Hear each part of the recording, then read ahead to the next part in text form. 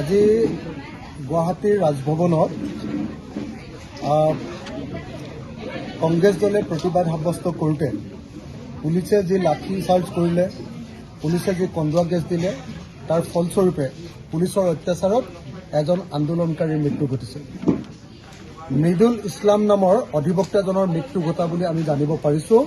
আৰু এই ঘটনাক ৰাইজৰ দলে কেৱল গৰিহণা দিয়াই নহয়, অসম পুলিচৰ বিজেপি চৰকাৰৰ এই অত্যাচাৰক আমি নিন্দা কৰিছোঁ আৰু এই কামৰ কাৰণে আমি বিজেপিৰ পদত্যাগ দাবী উত্থাপন কৰিছোঁ। অসম পুলিচৰ হৈছে কি আচলতে, যে ৰাজভৱনৰ নিচিনা ঠাইত গণতান্ত্ৰিকভাৱে কৰা প্ৰতিবাদ, তাকো অসমৰ সৰ্ববৃহৎ বিৰোধী ৰাজনৈতিক দলটোৱে কৰা প্ৰতিবাদক এনেকৈ দমন কৰাটো কেতিয়াও মানি ল'ব নোৱাৰি।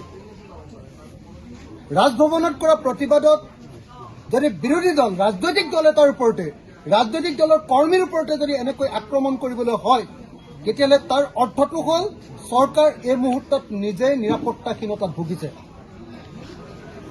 সেইকাৰণে আমি কংগ্ৰেছ দলৰ সদস্য মৃদুল ইছলাম ডাঙৰীয়াক এনেকৈ অসম পুলিচে হত্যা কৰাক নিন্দা কৰিছোঁ, গৰিহণা দিছোঁ আৰু অসমৰ ডিজিপি জিপি সিঙৰ পদত্যাগ আমি দাবী উত্থাপন কৰিছোঁ।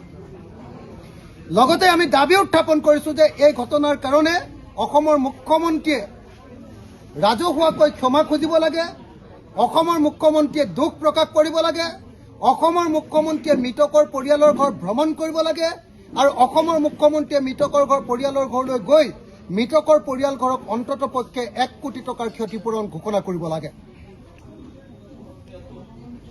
অসম পুলিচৰ এই নিৰ্যাতন নজিৰবিহীন।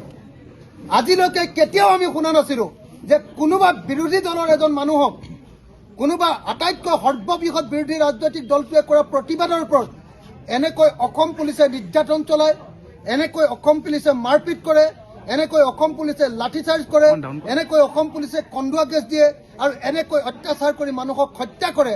এনেকুৱা ঘটনাত নজিৰবিহীন।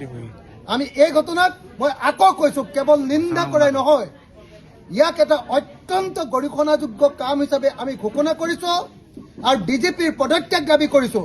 ডিজিপিক ওপৰত শাস্তিমূলক ব্যৱস্থা গ্ৰহণৰ দাবী উত্থাপন কৰিছোঁ আৰু অসমৰ মুখ্যমন্ত্ৰীক ক্ষমা খুজিবৰ কাৰণে, ৰাজহুৱাকৈ ক্ষমা খুজিবৰ কাৰণে আৰু মৃতকৰ পৰিয়ালৰ ঘৰলৈ গৈ 1 কোটি টকা ক্ষতিপূৰণ সহকাৰে ৰাইজৰ সন্মুখত আঁঠুলৈ সেৱা কৰিবৰ কাৰণে মই অসমৰ মুখ্যমন্ত্ৰীক আহ্বান জনাইছোঁ।